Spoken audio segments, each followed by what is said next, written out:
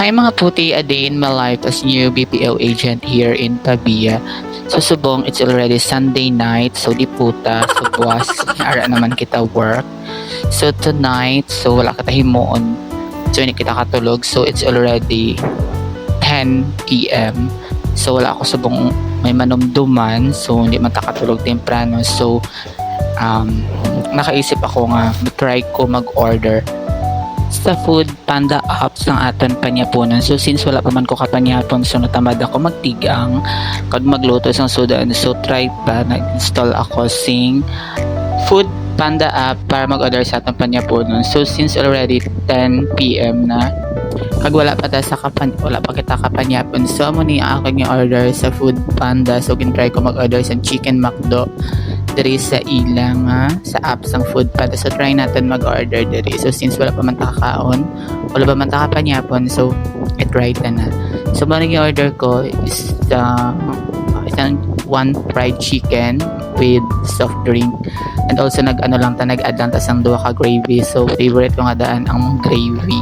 So nag-add na ko 11 pesos. So overall total of 165 pesos yung i-order naton diri sa Food Panda. So try ta na i-order para makapanyapon na kita.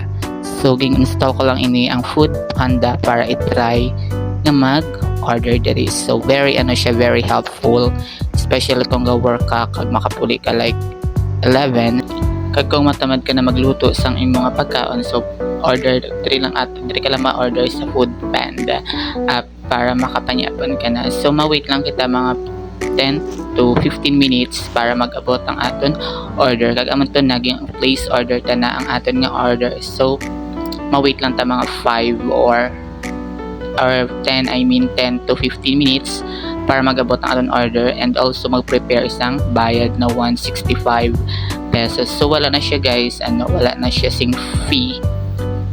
So 165 lang gid. So ara na.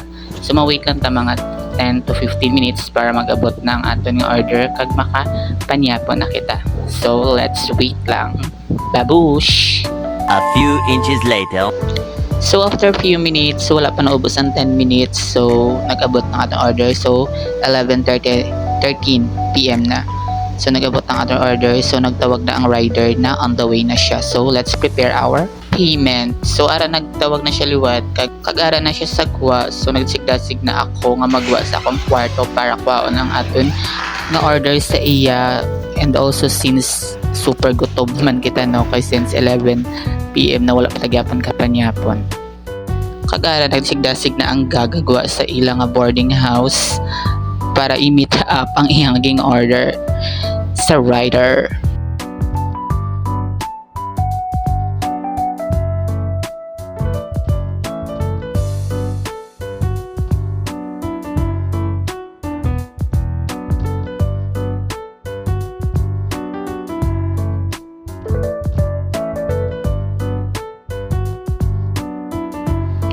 So nagawa na ta sa akong boarding house since ato siya sa may highway. So dito ko pa i-meet up ang akong nga order.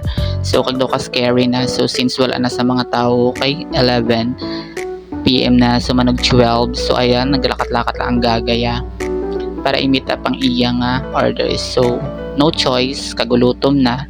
So dapat kaon tagid ang aton order. So ara, naman flashlight lang ang gaga.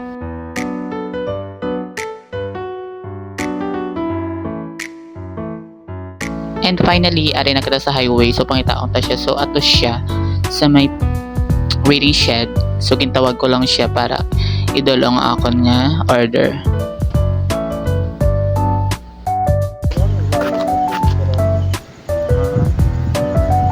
Kulong kabi kay stocks ni ang grab. Ariwa 90 sir. Thank you.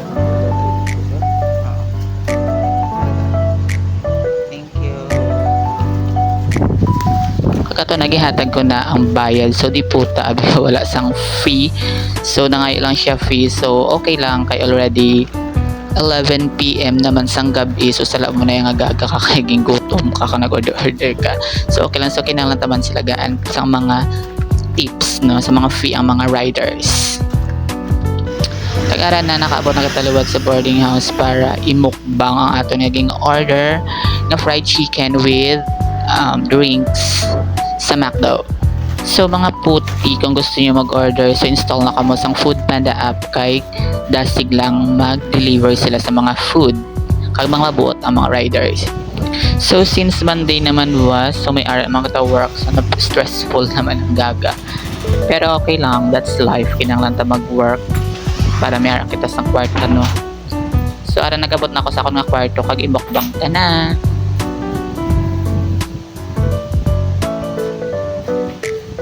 So mga puti ara na nagplaster na ang gaga para pakalo ng iyang nga order nga panyapons. So ang una kong gimbuksan ang large size nga Coke nga upod sa akong order. So na-amaze ako kay super sirado gid siya kag hindi siya maula bisan magnilibot-libot mag-traveling ta ang rider.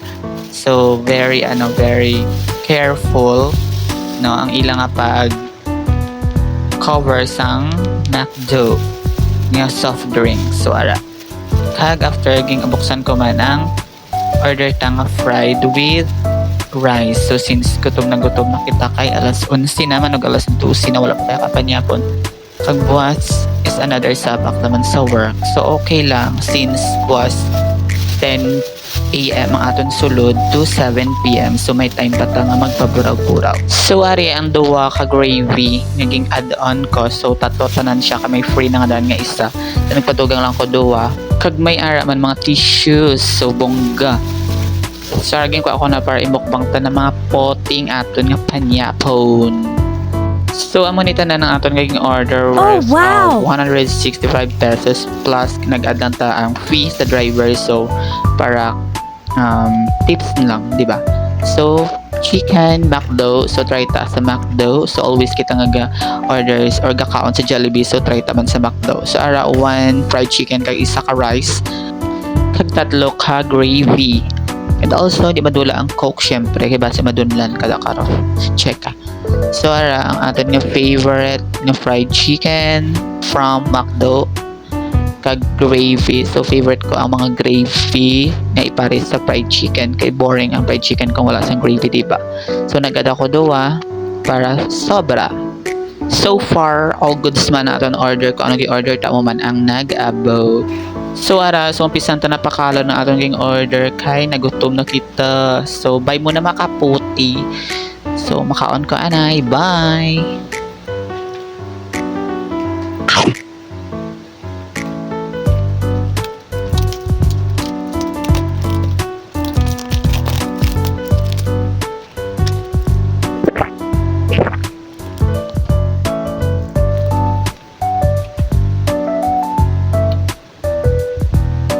So amo ning ilang nga chicken so super big.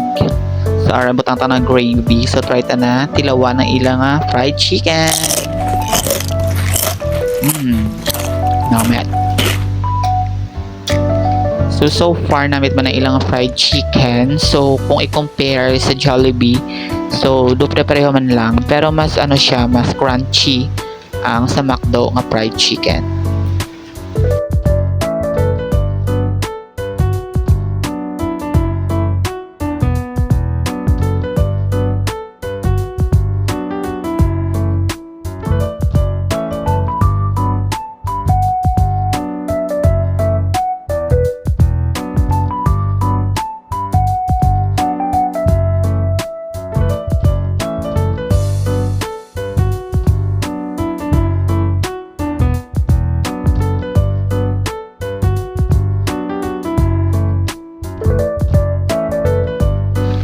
And also aside sa na-observe ko sa chicken sa McDo, so aside sa crunchies siya, so juicy pagid ng iyang unod.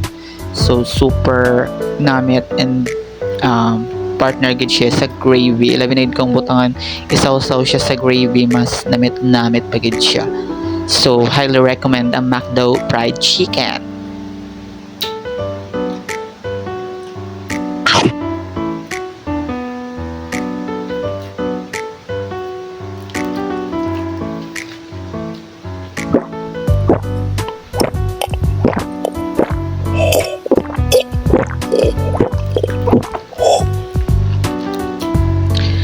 that's all for tonight mga kaputi. So nabusog kita sa aton naging order sa McDo nga fried chicken with wings, and ayan, napapasayaw tayo. Check so namit kanya diba?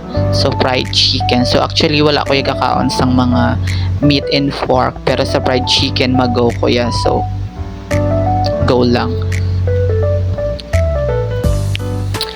And also na-amaze gid ako sa Coke sa McDo. So hindi siya puro ice.